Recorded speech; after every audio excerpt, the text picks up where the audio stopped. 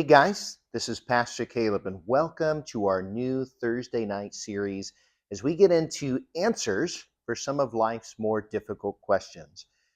On Thursday nights, we're going to be starting a series here with Professor or Dr. Sean McDowell. We got his permission. He is an apologetics professor over at Biola. Some of you guys might know his dad, Josh McDowell, who wrote a really famous book.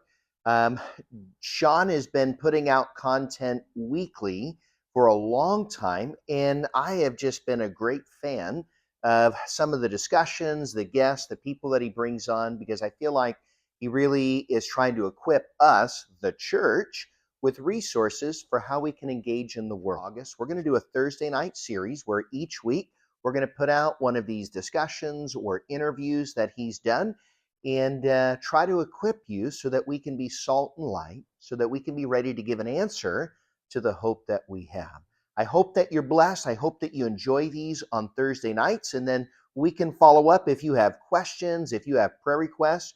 You can always text the church, 714-879-3314. We'll also include a link to Sean's YouTube channel where you can find hundreds of videos on everything from how to share your faith to topics like these to a whole bunch of different resources that he has there on his channel. Again, we hope that you're blessed. We hope that you enjoy this, and we hope that you'll join us on Sunday mornings at 10 and 12 as we continue to unfold God's word to answer life's most difficult questions. All right. What have father and son team Cliffe and Stuart Knechtle learned from engaging leading skeptics and thinkers today and fielding thousands of questions from students today on college campuses? What mistakes have they made engaging others, and what have they learned from those mistakes? And what advice do they have for Christians today to navigate our divided cultural moment? I would run out and grab his leg all the time whenever it would get too intense. What was interesting was there were a bunch of grad students who really were grilling me on that. I remember standing out there feeling so embarrassed. I made a horrendous mistake. This is an interview I've been looking forward to for a long time. Here's the goal of this interview is we could talk about apologetics topics, but I want to kind of probe into your story, your relationship together, each of your faith journeys a little bit, your experience pastoring and engaging skeptics today, and just your analysis of culture. So thank you guys for coming on from a cabin together. This is a treat. Thanks for having us on. Treat for us. Well, it's kind of the elephant in the room, Cliff. I assume you're not making a pro-Trump statement with your earpiece. What is going on before we dive in? I got into a fight with my dermatologist and he won. And so he decided to remove the basal cell carcinoma on this left ear, and that's why I'm bandaged the way I am. Fair enough. All right. Glad that he got it bandaged and we're good to go. Now, let's start with your faith journeys with each one of you. Cliff, I'd love to hear, do you come from a line of other believers? Were you kind of like my dad that was on a journey to disprove Christianity and came to faith? What was your journey becoming a Christian? I accepted Christ about 25 times as a young child before I found out you only had to make that decision once. And that was due to my mom and dad putting their 6 kids to bed every night with a action story, a Bible story, a verse of turn your eyes upon Jesus, and a memory verse. And so I accepted Christ as an early age because they loved us so beautifully, and then they told us about the heart of God that loves us so deeply, and haven't looked back since. Wow. So no big period of doubt or questioning, like it just took with you and you've been living and defending it since? Well, many struggles with doubt. And I was fortunate that mom and dad were well familiar with InterVarsity Press. And so they would give me books written by different Christian professors from fine universities to help me think through those doubts. And then they introduced me to a lot of deep thinking Christians. And they really helped me tremendously. And your dad, Sean, helped me a lot in thinking through the reliability of the Bible and why the Bible is reliable. So I was the beneficiary of a lot of people who are far more intelligent than I'll ever be, who taught me and taught me and taught me. I'm so grateful to hear that your parents, obviously these are your grandparents, Stuart, rather than suppressing your doubt, rather than being threatened by your doubt, invited you into conversation. Correct. That's a lot what my dad did. And this is not my story, but going through a questioning period, my dad wasn't threatened by my doubts. He's like, Mm-hmm. okay, ask questions. I'm here to help you along the way. Now let's go. So I love that that's your experience. Stuart, what was it like for you? Did you accept Jesus 25 times? And I did as well at camp growing up. What was your journey to faith? No, I remember accepting Christ when I was 10, got baptized then, and really was what I thought really solid in my faith. But I was homeschooled.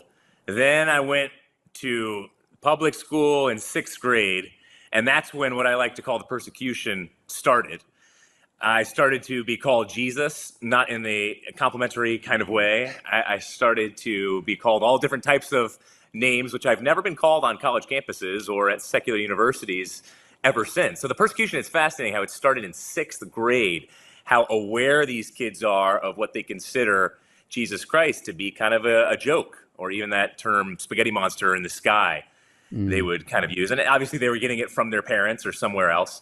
So I was public school, and I was pretty solid in my faith again. But then moving into high school, I kind of got into that crowd and started to live a life that was not in line with what I professed and believed.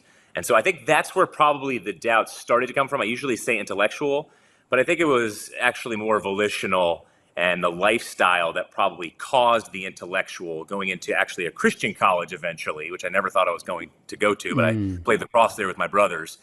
And my sophomore year at a Christian college, I remember kind of breaking down at my dormitory desk. And I had the Ravi Zacharias books. I'm sure I had a couple of your guys' books lying around as well. And I kind of tossed them and thought, no, hedonism is pretty good. And plus, getting forced to go to chapels seems kind of strange. Am I just brainwashed like my Mormon friends are?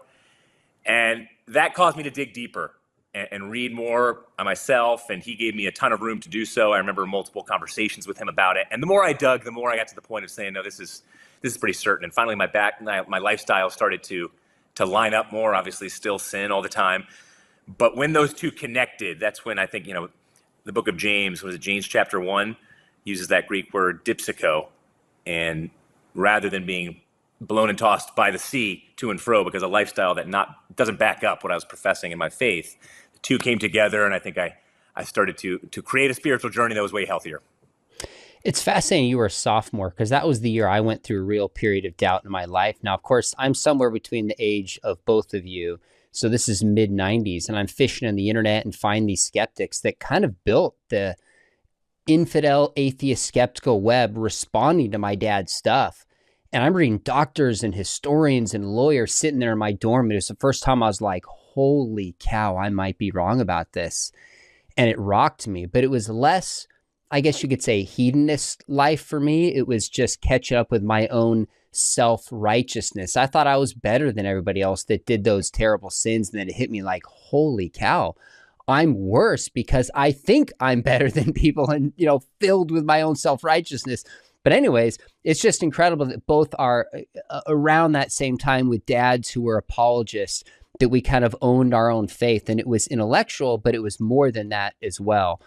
Cliff, for you, was it a second decision to go into ministry, whether that's pastoring or writing or doing evangelism and apologetics? I'm sorry, what do you mean? So after you became a Christian, you described when you were younger, what was that decision like when you thought, you know what, I'm going to pastor and I'm going to be an apologist and do evangelism? What was that process like for you? Well, it began, Sean, in my life as I built friendships. And I noticed that my friends did not believe in Christ. I was really one of the few, maybe there were just a few of us in the school I went to who believed in Jesus. And all the guys I played ball with did not believe in Christ. And I began to see the emptiness. I began to see the results of living immoral lives fleshed out.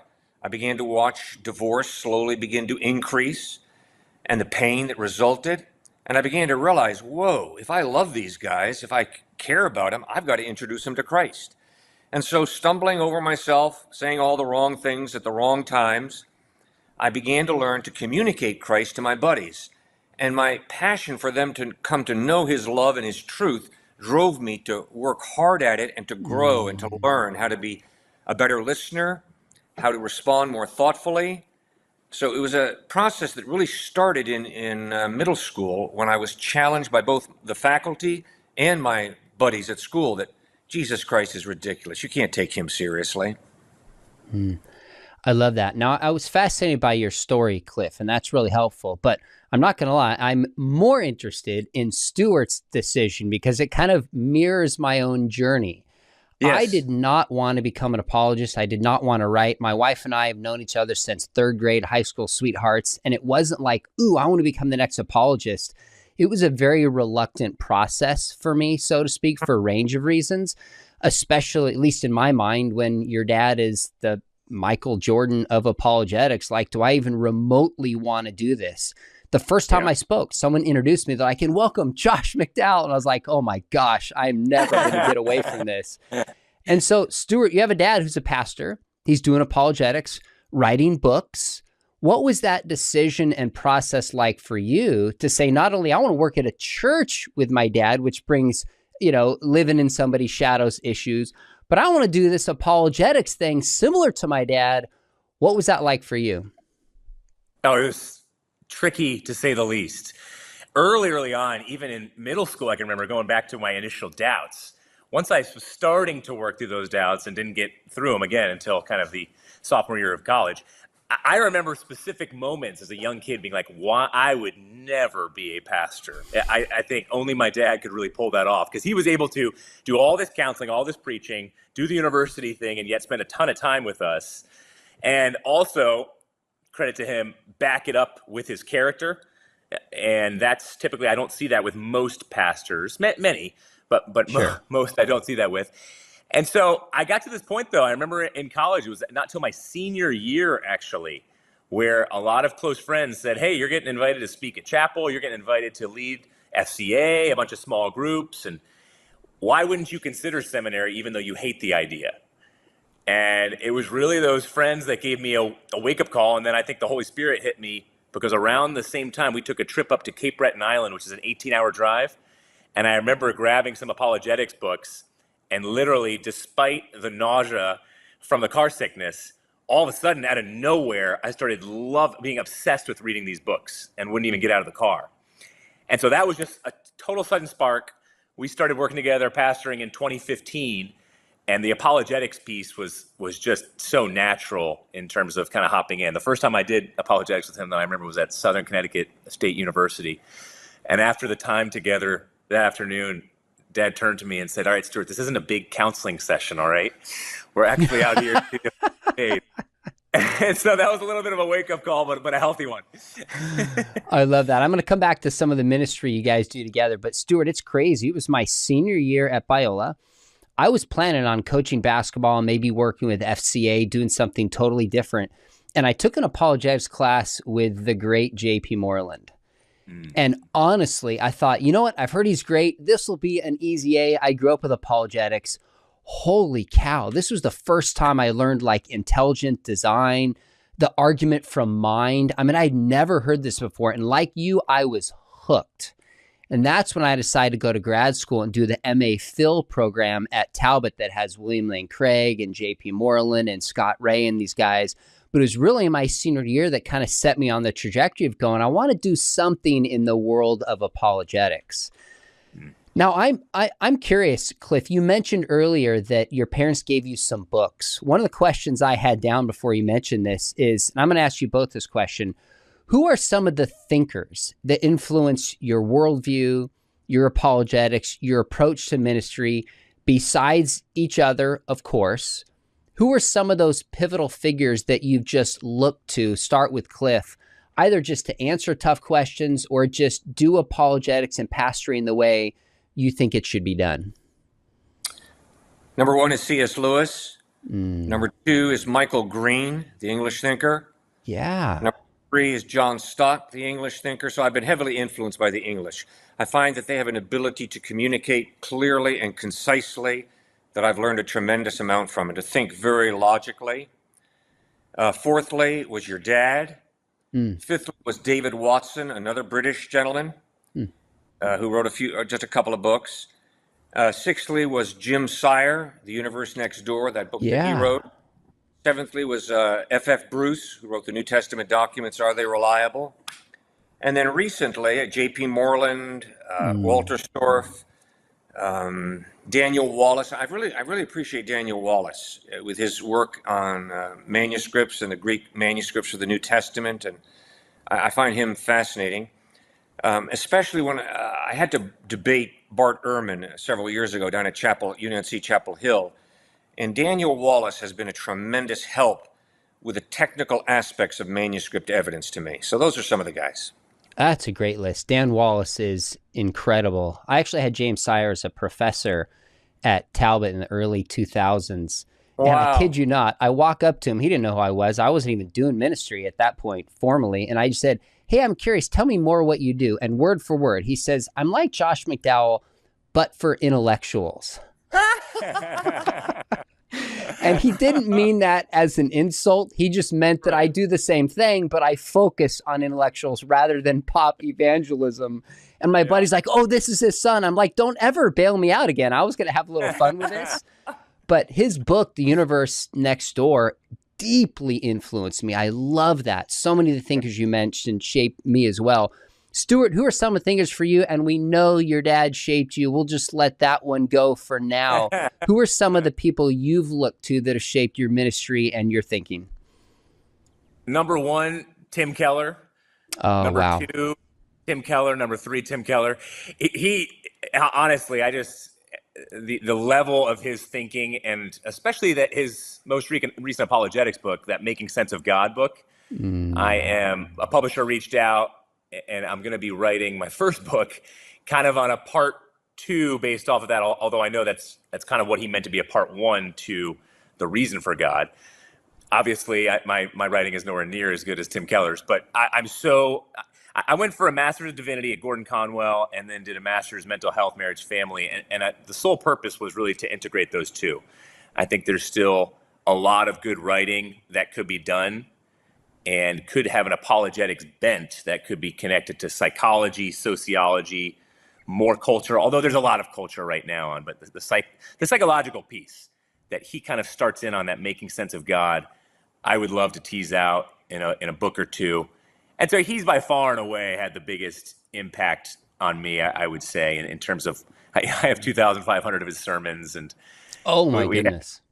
So I would say he's by far and away number one. Although there's certainly many others, going all the way back to Haddon Robinson. He was more of a preacher, but had some elements of apologetics. I think you guys mentioned the majority of them. So that's a great list.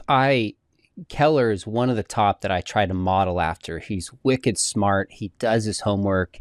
He's so gracious and pastoral and kind. He never wants to humiliate somebody. It's just he's truly a statesman in that regard. And I love his writings and love his books. That makes total sense. When you get that book out, whenever, let us know. We'll help spread the word. That sounds like a fantastic project. Cliff, back to you. Take us back to the first time you decided, you know what, I'm going to go on college campuses and I'm going to answer questions. Whether you gave a lecture or you stood out there and started just speaking, inviting people around, take us back to that first time and kind of paint the picture for us. What happened, and then why did you keep doing it? Leighton Ford was a father in the Lord to me. And Leighton, I think, was speaking at the University of Arizona and heard one of the Hellfire Brimstones preachers stand up and tell all the students they were going to hell in a handcart. And he sat in my parents' living room and said, Cliff, go out there and try and present both the love and truth of Christ. So 44 years ago on the beaches of Fort Lauderdale, Florida, during the spring break when InterVarsity had its beach evangelism project there, similar to Cru's beach evangelism project, yeah, I stood up and began to preach.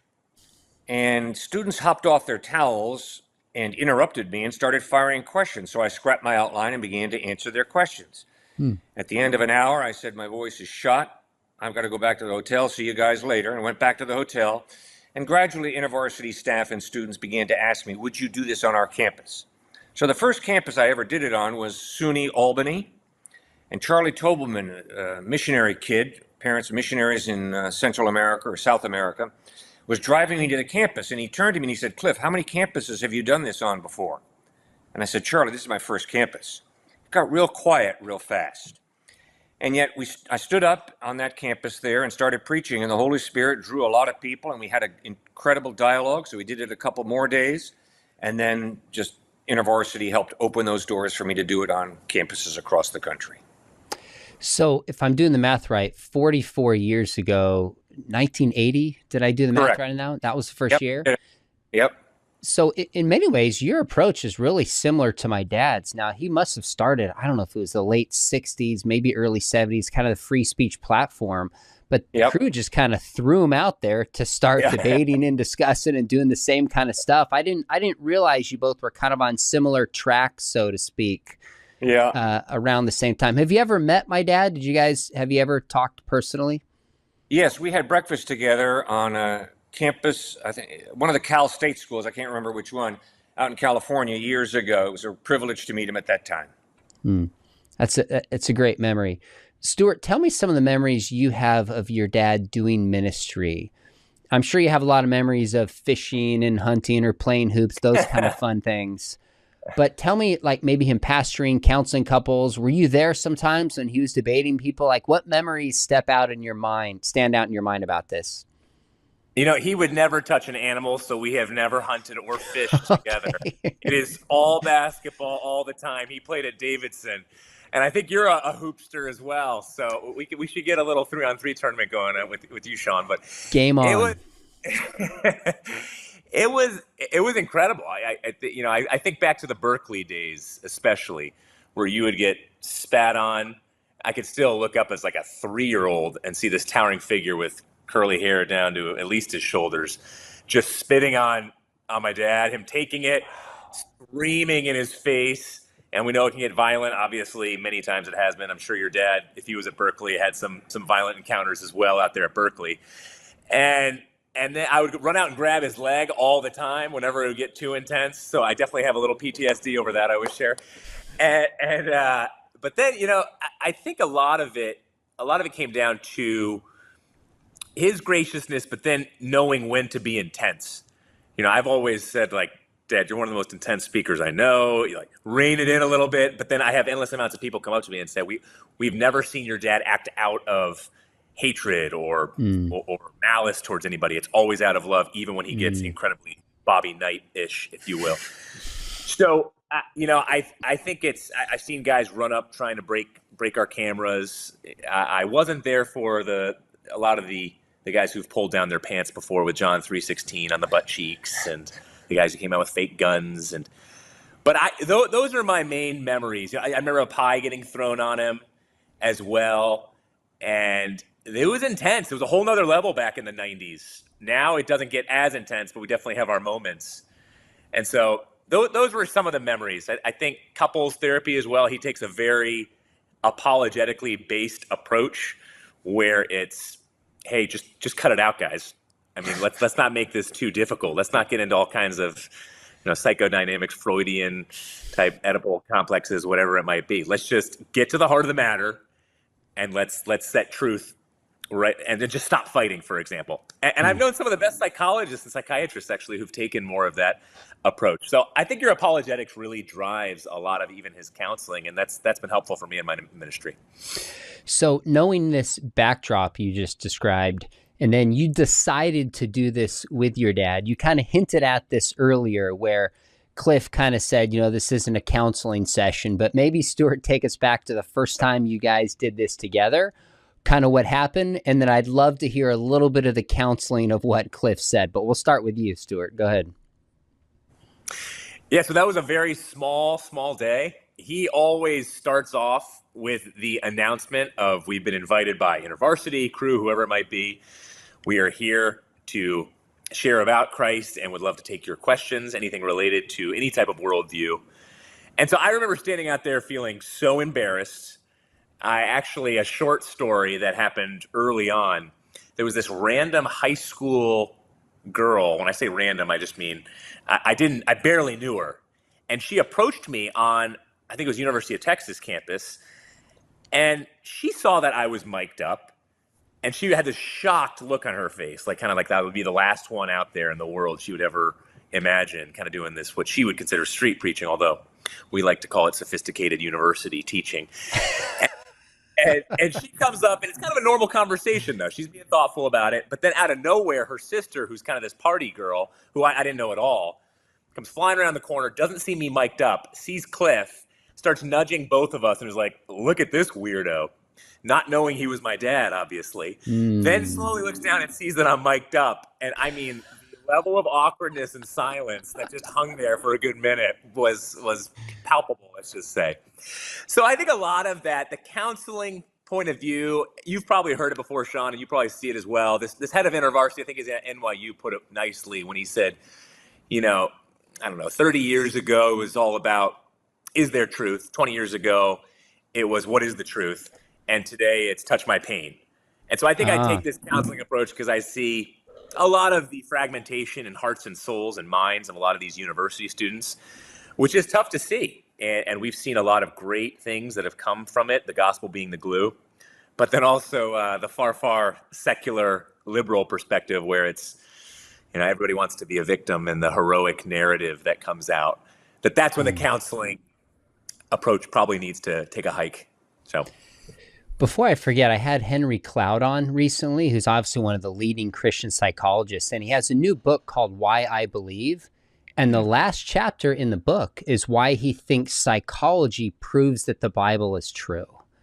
It's absolutely fascinating. And I want an entire book written on that. It could be a doctoral dissertation where he just takes certain truths from the scriptures that line up with what psychology says about living a flourishing life and mirrors them together. And he's like, as a psychologist, this is why I think the scriptures are true. I think there's an entire world that could be explored there that we've just kind of tapped, so to speak. So you could check out that interview or check out his book, Why I Believe, and he starts to flesh it out there and blend those two together. So he's a psychologist wanting to do some apologetics. You've kind of got both those together. I'd love to see a whole book on that at some point, but check it out. You mentioned a little bit, Stuart, about how, is there truth and heal my pain. Cliff, you started in 1980. How have the questions changed that you receive from college students over that 44 years, either in the way they ask them or the kinds of questions that they ask? There has not been much change, Sean. The major change that I've seen is when I start talking about the pain of divorce, it gets real quiet. So the breakdown of the family, I think, has had a colossal impact on students today. And the pain of watching mom and dad fight, and then split has been a deep pain. I think it's at the root of a lot of insecurity, a lot of fears, a lot of anxiety. And then obviously the growing secularism where the supernatural God is removed and what's put in its place is a type of do-goodism, a type of be a nice person. That's what Christianity essentially is, be a nice boy and a nice girl. And that just doesn't cut it. You take the supernatural God out of the picture and everything collapses if you're being intellectually honest. And that's why I respect Camus and Sartre and Nietzsche, the French and German atheistic philosophers, for the way they took atheism to its logical conclusion. And I think that's what more and more students are experiencing today, even though they might not know it, even though they might never have read Camus, Sartre, or Nietzsche. At least they are experiencing the total breakdown of a worldview that says that at the heart of the cosmos, there's a God who loves you and who really cares about you. I think you're right. Some of the new atheists kind of thought, we can get rid of God and life will be the same or even better. And I think, these existentialists are like, no, you get rid of God. The question is, does life have meaning? Should I commit suicide or not? Exactly. And I think that's exactly right. So if the shift is not really the questions people are asking, but the pain that's there, how has your ministry shifted, if at all, on college campuses from 1980? Is it basically the same? Do you answer questions a little bit different with a kind of a counseling response, or what does that shift look like to you? Well, the shift for me looks like I've got to be a lot more gentle with people. I can't be as direct. I cannot be as hard-hitting, although at times it is appropriate to be Agreed. direct and very hard-hitting. But often it takes a lot more gentleness, calmness. Maybe that's just my age, but I think there's more to it than that. I think that we're dealing with more and more brokenness expressed in a lot of different ways. So to really emphasize that indeed the being at the heart of the cosmos really loves you, you really are valuable, you're his treasure, and he's proved it through the cross of Christ, I think is fundamental and crucial. That shift makes sense. When I talked to my dad and he would speak on these free speech platforms, I mean, he would stand on stage and he would scream sometimes to get people's attention. And you'd have 8 or 10 people behind you. There was force, and you show any weakness, you're gone. And that's in part why I think his personality enabled him to flourish in that environment. But it's shifted a little bit now, obviously. I love that sensitivity and that pastoral approach. Although you're right, there's a time to be firm when certain ideas are just ridiculous, need to be called out. Stuart, how does your approach, how is it similar and how is it different from your dad's? Now, what I mean by that is I've thought about this a lot, and how old are you, if I can ask? 36. You're 36. Okay, so I'm 48. So I've got 12 years on you in a sense. I've thought about this a lot, and I'm not the one being interviewed here, so I don't have to answer it. But in terms of my style and my, theology or views on certain things, there are some differences with my dad. Now, from the outside, most people would be like, those are minor, which is fine. But there's some differences that are there. I'm curious whether it's because of your experience, your personality, your research. What are some ways you might differ in kind of your beliefs or your approach from how your dad does pastoring and evangelism? Yeah, I think I'm probably a little more verbose, which I'm trying to work on out there. And, he's so good at bringing apologetic points, not just leaving them hanging, but bringing them back to the cross. And that's something that I'm trying to work on. I think for me, I try, and again, really, so what we found, for example, recently there was a woman who, we had a large crowd out on a certain university, and this woman comes out kind of screaming like a maniac, saying, these Christians are doing it wrong. I'm a Christian and I do it right. Listen.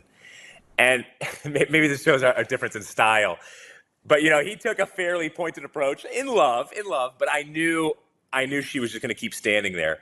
So I went up there, tried to slowly kind of diffuse the situation and connect with her emotionally and use some of that counseling piece. And we left. And eventually she got to the point of hearing me outside of the circle and understanding, hey, look, we all have different approaches in presenting the gospel as long as it's the gospel being communicated clearly. And she actually got the point and hung around for a long time listening. So I think that's how we sort of play off of each other. A lot of people in the past have said he's more of the theologian and I'm more of the philosopher.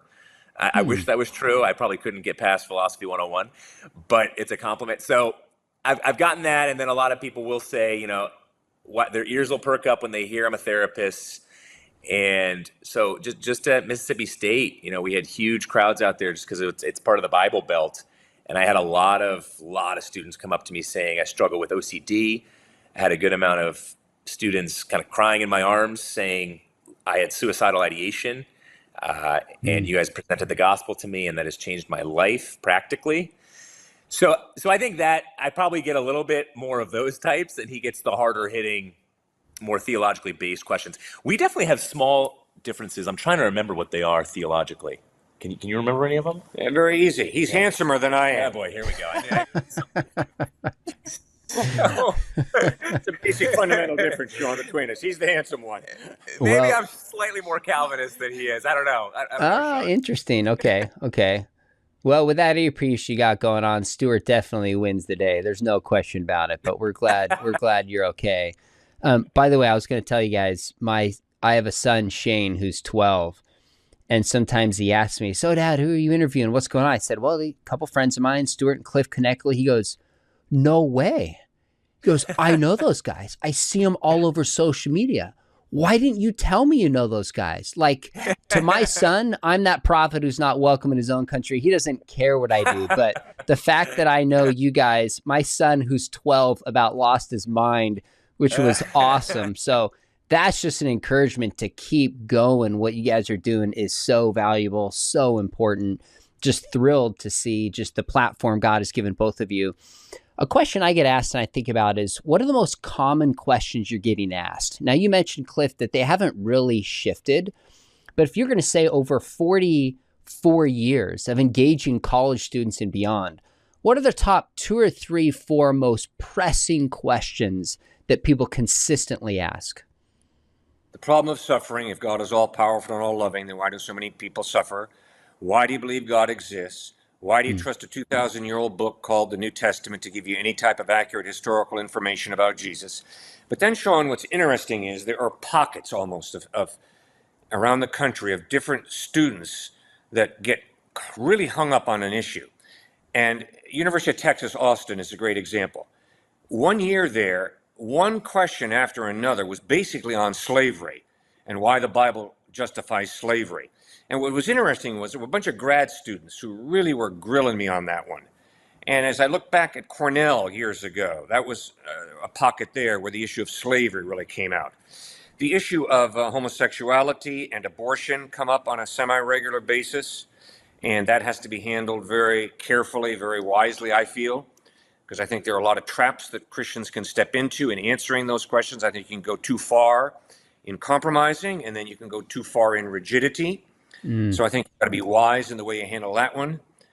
The whole issue of science versus faith and how science cancels faith comes up with great regularity. You know, unless you can scientifically prove it, it's not true. And obviously, one quick retort is, really, please scientifically prove to me that if you can't scientifically prove something's true, it's not true. And yet, it still is a real issue that sticks in people's throats, the issue of science and faith and the contradiction. Those are some of the issues, Sean, that I get hit with a lot. That's really common that I do too. Now there's this light coming behind you, Stuart. I don't know if it's divine or if it's just coming through. So we're good. It's with audio. We'll just keep going. It's no problem at all. I had that happen with Greg Keener one time. It's like it looked like he was transcending almost with the light. So what are the hardest questions? I want you both to answer this, and you could answer it intellectually or just emotionally and practically. What are the most difficult questions to answer to keep the conversation going and get to the gospel? I'll start with you, Stuart. What do you find the toughest? And it could be personal or just for the audience, that when this comes up in the back of your mind, you're like, okay, all right, here we go. For me, it's slavery. Why is there, and it seems like God condones it in the Old Testament. We've debated Matt Dillahunty, I think, at least twice on this topic and many others. So that's been a tough one. It's not overly difficult now that we've really researched it, but it's still a challenge. And the new ones, kind of to your earlier question, that I've found difficult in changing people's minds on have to do with the cancel culture. And that is, why would you guys ever be friends with a racist? And if you're friends with somebody who has racist tendencies, then you're a racist. Or it was another guy who said to you not too long ago, oh, you knew a guy who date raped. Well, then you're part of the problem.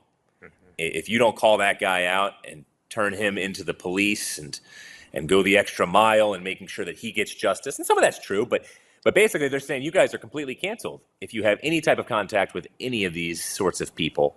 Another very difficult one is this whole idea of personal autonomy and freedom. And what does that look like for a typical university student?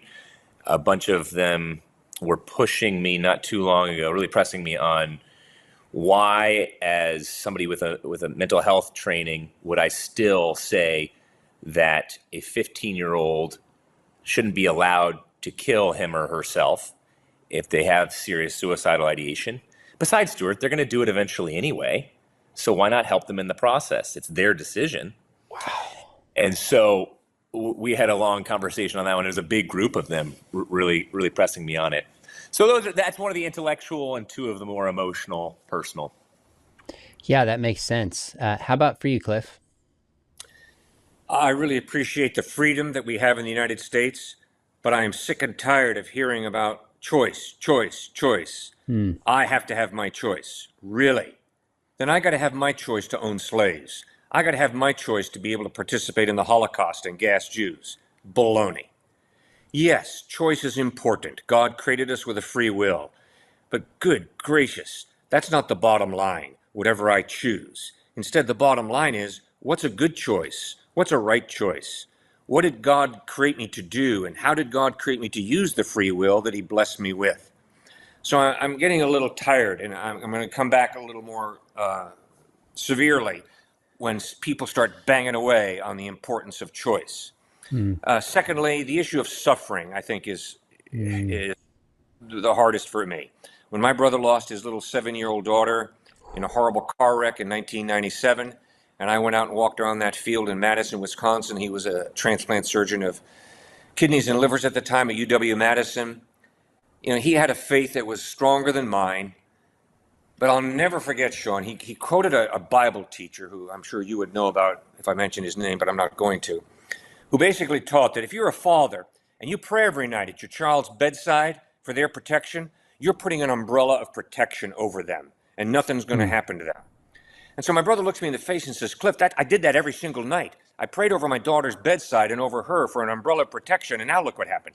But then he continued, but Cliff, I know the guy was wrong. I know he was wrong in what he taught. I know the Bible never promises that.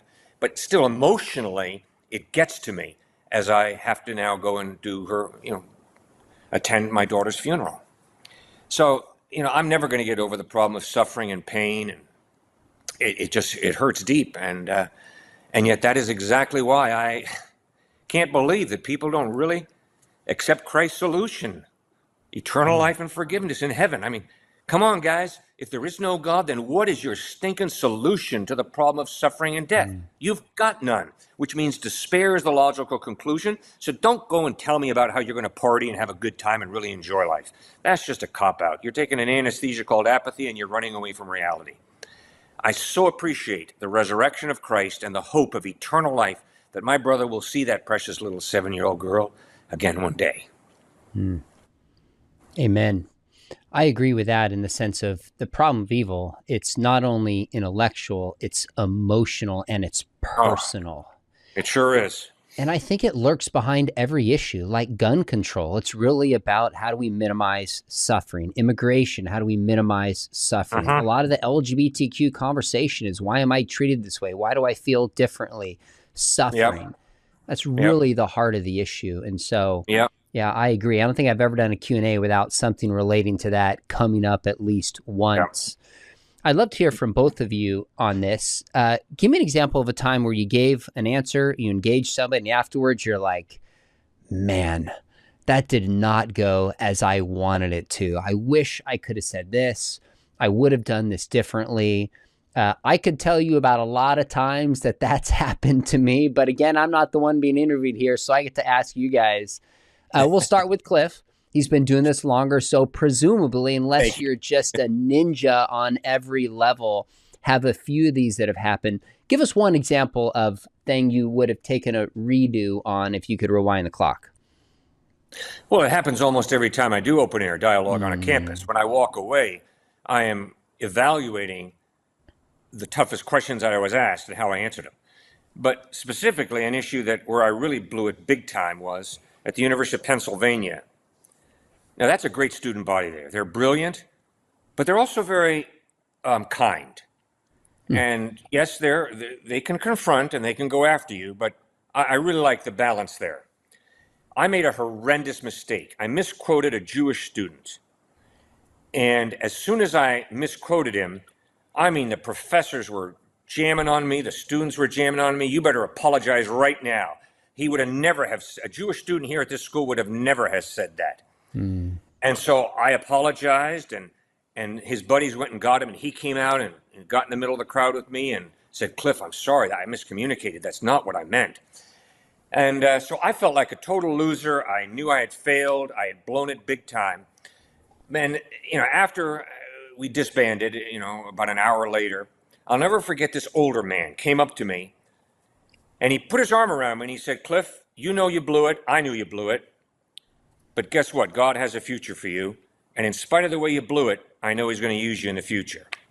And I never saw the guy again, but I can promise you, obviously, it's about 35 years ago that this happened. Obviously, the fact that I remember it just tells you how much that meant to me and how God encouraged me through that older gentleman. That's beautiful. I love that. And I appreciate the way you started that, saying almost every time I go out, there's something I would do differently. Almost every conversation I have, whether it's on camera or off, I'm always thinking, I could have answered this better. It's a part of it. And it's part of how we learn and a part of how we grow. You can't do the kinds of things that we do without just rewinding the clock and going, Man, I blew that one. But that gentleman, that's incredible. He deserves a crown in heaven for that Yep. one. You Yep. talk about the Proverbs that say a soft word or the right word spoken at the right time. Yep. That's exactly correct. All right, Stuart, you've done this less, but can you think of an example? You know what? I'd rewind the clock and maybe do that one differently. Yeah, so this one I've finally grown in this specific area, this specific topic, and how to approach it because of Tim Keller. Largely, is how do you deal with LGBTQ agendas and just the homosexuality piece at large? And so I've done a lot of premarital counseling with actually non-believers who have said to me, Stuart, you don't know how to love your friend who's gay, and you have a few friends who are gay, if you don't agree with their lifestyle. And so I have a response now that I actually am confident in, and they usually respond well too. I'll go back though to, I think it was 2016, or maybe it was 2015, my first year with you, where we were at a big school and it got pretty heated with an LGBTQ member. And all of a sudden, out of nowhere, this just horde of 40 tie-dyed students just come forcing their way out of the crowd and just shut us down immediately. It was a Wednesday afternoon, and I remember just this feeling of just completely dropping down into my stomach and being totally depressed and depleted, because I thought, wow, maybe we totally messed up. We're never going to be able to get out here ever again.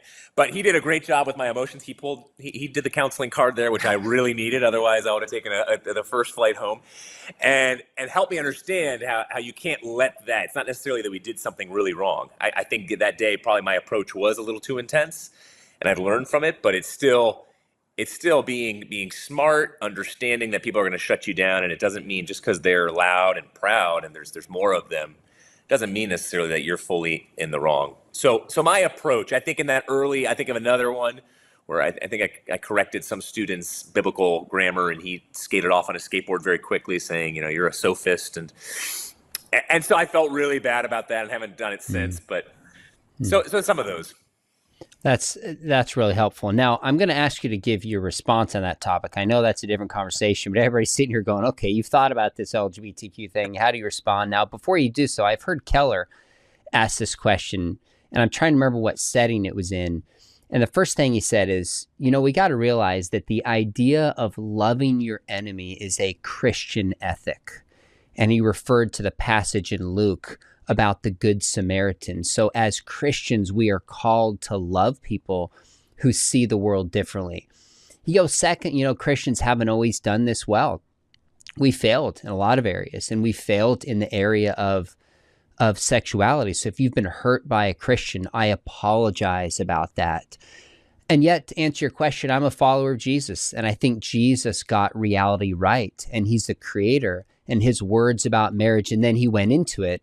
And I thought, what a brilliant way to respond to this as best as I can remember. I'm not trying to compare you to Keller. That's not my point. But your response is tailored after Keller. What would you say about it now, given that you've been thinking about it? Yeah, I've heard him talk about the Good Samaritan. And I don't know if it was him or Henry Nouwen who also related the prodigal son. And I know Henry Nouwen had a struggle in that area. He did. He had to confront for a while. And so I pull in the prodigal son typically, where, hey, look, just because you disagree with somebody's lifestyle doesn't mean you love them any less as your child. You're actually probably going to love for a time that child more, who you think is living a destructive lifestyle out for that kid's sake, obviously partying and blowing all of his father's finances and wealth, more so than the self-righteous son who's on the back step pouting about why didn't he get to party like his younger brother. And so for me, I try and take that with a non-believer who thinks I'm hating on a friend who has a different interpretation and a different understanding of the sexual predisposition. And I say, hey, look, I can love them just as much, if not more than you. It doesn't matter if I disagree with their lifestyle. If I think it's ultimately destructive, I can still love the person just as much, if not more, because I might love that friend more than the other one who I agree with in their lifestyle, because I think that they're hurting and I think they're slightly off. And so I want to bring them hopefully onto the right path that would help them flourish the most. And I'll say to them, hey, I hope you do that for me as well. If you think I am deviating in some kind of way where I'm hurting myself, I hope that you'd bring me back to the right path. And just because you would be disagreeing with my lifestyle or thinking doesn't mean that you are hating on me in any kind of way or loving me less. Hmm. And so I haven't heard yet back from any of those non-believers an argument where they're saying, I disagree with that. I think they respect that and say, okay, I can see that you could love just as much as somebody who agrees with that lifestyle. That's awesome. Good response. I'm tempted to have you guys back and just say, I'm going to ask you my top 20 questions and see how you might respond, but we'll do that another time. I'd love you guys to give encouragement to people who, assuming you would agree with me, just this polarized, divided, politically dominated cultural moment that we're in. What kind of pastoral wisdom would you give to Christians watching this in terms of just how to navigate this season well? I know that's vague, so you can kind of take it anywhere you want to, but what would your encouragement be, Cliff? I am committed to building the kingdom of Christ, not the kingdom of America. Because I'm committed to Christ, I want my country to do well. I want my country to honor the Judeo-Christian ethic. I want my country to be filled with more and more Christ followers. So I'm going to try and not alienate you because of our political differences or because of our political agreements, but just a little disagreement. Instead, I want to build a bridge of friendship, and I want to allow Christ to walk across that bridge of friendship into your life. Second point, Jesus said, you've heard that it was said, love your neighbor and hate your Republican. No. Jesus said, you've heard that it was said, love your neighbor and hate your Democrat. No. He said, you've heard that it was said, love your neighbor and hate your enemy. But I tell you to love your enemies and pray for those who persecute you. So if my enemy is someone on the other side of the political aisle, I have no option, if I'm a follower of Christ, but to love that person, to work for their well-being. And I must remember that very, very clearly. Third point, what is tolerance? Tolerance is not saying, well, in reality, we disagree, but I'm going to cover it all over by saying we agree. No, that's being brain dead. If we disagree, we disagree. Tolerance, though, is respecting the person who I disagree with, respecting them enough to listen and understand. The lazy person's option is prejudice. The lazy person's option is bias, stereotyping. If I'm prejudiced, if I'm biased, and if I stereotype, it's because I don't want to take the time to listen to you and really understand seriously what you believe and why you believe it. So, let's be tolerant.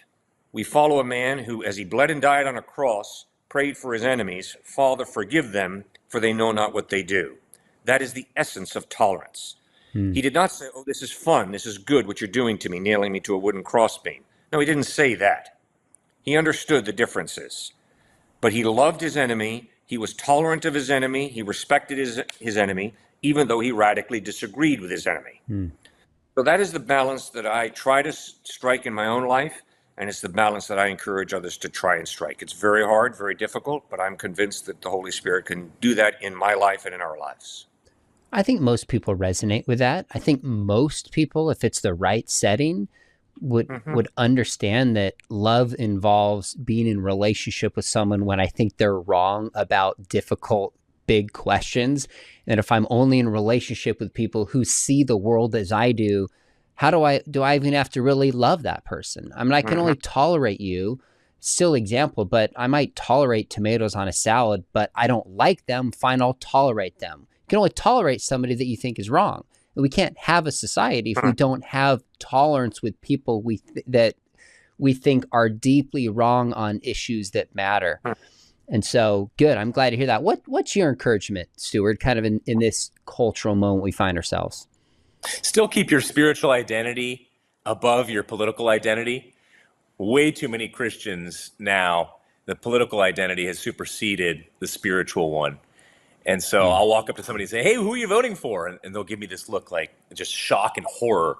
What an incredibly personal question. How dare you ever ask that?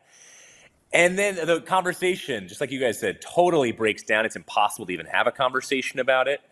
Secondly, moral objectivity, we see moral relativism now. And so when there's no moral objective right and wrongs when it comes to these big topics of freedom, value of life, then all of a sudden just we're shouting over each other, and it's impossible to even have a conversation on it. Thirdly, it's a very pertinent question that you just asked, Sean, because this would be one that we would slightly disagree on, even though we agree theologically.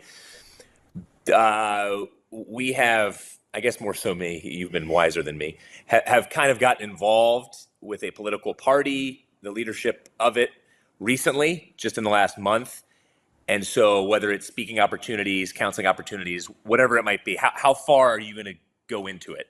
And I saw the documentary Bad Faith. I don't know if you've seen that. With how Oral Roberts, all these guys, how they went a little too far. And so I've had to explain that to some of these guys, where we've spoken at a couple conferences that are very politically driven, but we talk about, we write out, we sign waivers saying we're not endorsing, and we also preach the gospel. And so they've been tough conversations, because some of the leaders will really press us on, well, hey, what if you're just promoting a potential Nazi Germany again? What if you're not like the confessing church? What if you're like those churches that have become apathetic and just think things are going to get better? And so that's a hard one to answer. A lot of our common friends, Sean, I'm sure with you, would answer this question differently than us. I could think of a handful of them. So we've tried to work that one out together. It is not easy. I don't think it ever will be an easy one. So it takes a lot of prayer and I think trial and error to work through. Yeah, that is hard. I'm not political either. I don't talk about political parties. I don't endorse political parties. I only critique candidates if they make a worldview point, and I will do so on both sides. But I want to minister to people in the gospel more so than advance politics, even though I think elections have consequences and politics matter and we need to vote. That's not my calling. I know that's not your calling too. Now, you mentioned moral relativism. Stuart, let me push back and see if you would agree with me on this. I don't think we live in an age of moral relativism. I think we live in an age of cancel culture, which only makes sense if somebody's done something morally wrong, we cancel them. So take what's going on in Gaza right now, and this is not a political point, but people will either say one of two things. Either Israel is committing genocide against the Palestinians, or Hamas is committed to the destruction of Israel and wants to wipe them out.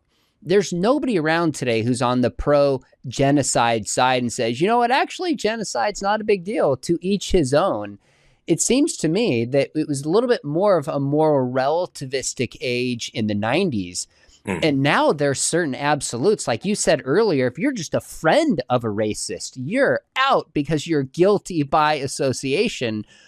So do you agree with that? Or by moral relativism, do you just mean this entrenched autonomy where we're committed that each person can do whatever they want to do, and it's wrong to tell anybody else that their lifestyle is out of bounds? Like, flesh that out a little bit for me, Stuart.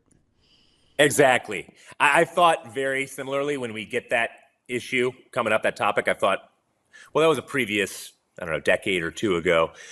I think I mentioned it because we still have so much difference over sanctity of life, of values, of what is evil? Just this tragedy that happened yesterday, the shooting. So often, whether it's the Sam Harris's or others, it's just a matter of, well, evil is a religious term, and there's not such thing as real evil. It comes more so down to taste, for example. He wouldn't say taste, but who was it at NYU? Thomas Nagel, who talked about it in that kind of way. And so I totally agree. Yeah, I think moral relativism, I would say those students or just adults, people, whoever it might be, I think oftentimes they will push back against moral objectivity, but then contradict themselves by how they live out that type of cancel culture. And we are so tied to the idea of justice now that I do think it's a good opportunity to talk about why there is something like hell. And one of the best apologetics moving forward for us, and it could be from a counseling perspective too, is forgiveness. Why forgive? In a culture of self-assertion, why live in a self-sacrificial kind of way and in forgiving others? Even Christians at our church all the time, it always shocks me. We'll come into my counseling office and they'll say, hey, this person did me wrong in this kind of minor way. I can be done with them for life from a Christian perspective, right? And I get that point more often than not, and it always surprises me. And I think they just become blinded. It's like the fish asking the other fish, what is water? And swimming in a culture that is, let's just say, not based in forgiving 70 times 7. And instead it's canceling. And so it's just natural. Why wouldn't I just get that person out of my life, family member, friend, acquaintance, instead of actually going through the process of forgiveness and reconciliation? And Keller's last book, of course, was on forgive, which I thought was really powerful. And it is an amazing ethic, because that's the thing cancel culture lacks. You do something wrong, we cancel you. Well, no, there's forgiveness no matter what you've done. And so in many ways, it's really countercultural today. Love that. Guys, I have so many questions for you that it literally feels like we just got started, but we'll have you back, continue this. Certainly let me know if there's ever anything I can do, big or small, to encourage you guys in ministry. Last thing I'll tell you is 3 weeks ago, my dad turned 85. And it's about the last year and a half he's just stepped back because of just health reasons, can't do the kind of public ministry that he did in the past. And I could see it come, and I remember thinking, you know what, this could be the last time we speak together, could be the last book we do together, and just savored every single time we were able to do that. I don't have any regrets. I know you don't, but God has given you guys this season. And one of the things I would hear a lot, maybe you hear this too, is people would say, you know what, I don't even know that I remember what you said, but the love you guys had for each other speaks volume. And I could even see in this interview, ribbing each other, having fun, that you guys love each other. So keep it up. I think God has appointed both of you for this time. Be encouraged. As my dad would say, stay faithful to your wife. He says that all the time to everybody. We got to stay faithful. But thanks so much for coming on. And let's do in fact, actually, in case people don't know, tell us where they can find both of you and your ministry. Oh, just YouTube, Give Me an Answer with Stuart and Cliffe Knechtle. Instagram is Stuart_Knechtle. TikTok, Stuart Knechtle. And then Ask Cliffe on Twitter. And then Facebook, Give Me an Answer. So our church is Grace Community Church in New Canaan, Connecticut. If ever you guys want to stop by, Sean would love to have you sometime. Connecticut is a long ways from Southern California, man. And we almost couldn't be further apart, which makes it hard. But we got to plan sometime. Doing a campus event together would be an absolute blast for so many different reasons. So let's talk about that. Maybe the 3 of us or the 2 of us, whatever it is, would be a treat. So the rest of you watching, make sure you hit subscribe. Got some other interviews and dialogues coming up. And if you thought about studying apologetics, we would love to have you at Biola, full distance apologetics program. Information below. Fellas, you guys are awesome. Thanks for the time. And we'll do it again soon. Thanks for your encouragement, Thanks, Sean. Sean. Give our love to your father. Loved it. You got it.